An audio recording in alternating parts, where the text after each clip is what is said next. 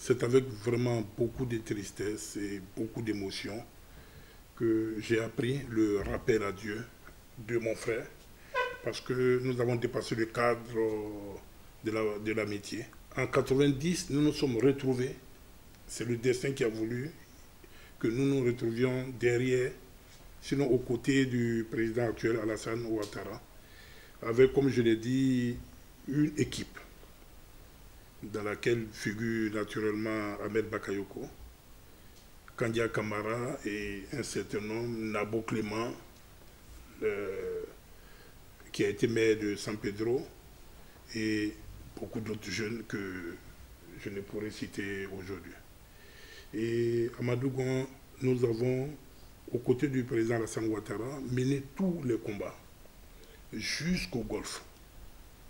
Donc Amadougon a été le capitaine de cette équipe-là.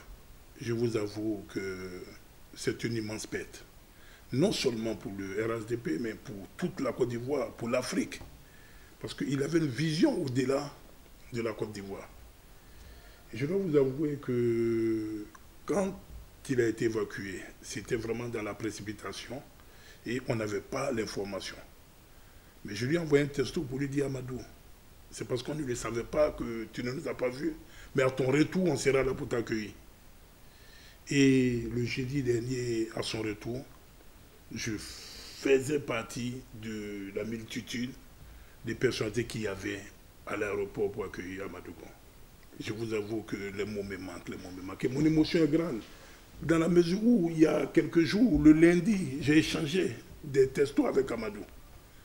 Je devais lui remettre un document, il m'a renvoyé un message dans lequel il dit: cher frère, pour dire à quel niveau il me plaçait.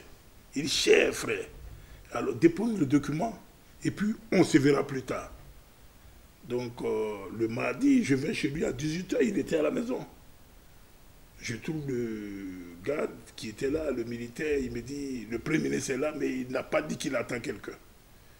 Je dis: écoute, il faut le laisser se reposer. Mais il m'a demandé de lui apporter un document, voici le document. Et puis, mercredi matin, je lui envoie un message très tôt, vers les 6h, pour donner les détails du document que j'ai apporté. Et j'attends un retour, ce sont mes filles qui m'appellent pour me dire: Papa Yako, ton frère est parti. Je voudrais présenter mes condoléances au président de la République, Alassane Ouattara. Je lui ai déjà envoyé un message et je voudrais ici lui dire merci pour tout ce qu'il a fait pour notre frère Amadougon. Merci pour la confiance qu'il a placée en Amadougon. Je présente mes condoléances à sa maman, à notre maman, à sa veuve, à ses enfants, à ses frères, à ses sœurs. Et je vous avoue que Dieu les console. C'est le consolateur par excellence. Amadougon, c'est notre allié. Moi, mes grands-parents maternels sont Yacouba et mes parents sont Oué. Donc c'est mon allié, c'est un allié de grande valeur que nous perdons. C'est quelqu'un de très jovial. Et c'est quelqu'un qui connaissait la tradition, qui était attaché à la tradition.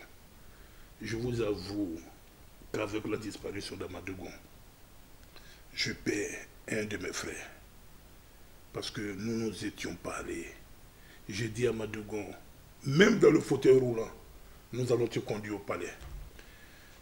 Amadougon était un homme de dossier et c'était difficile de le suivre.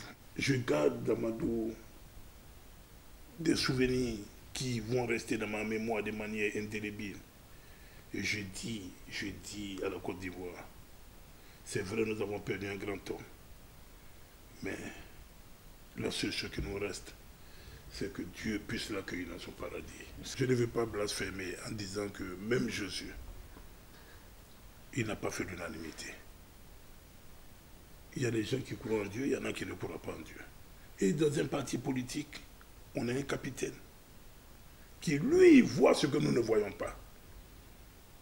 Mais Amadougon n'a pas fait l'unanimité sûrement, mais c'était le meilleur candidat.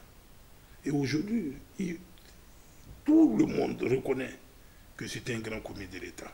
Amadougon, unanimement, tout le monde, toute la classe politique salue ses valeurs. Et ça, c'est important. C'est ce qu'il faut retenir.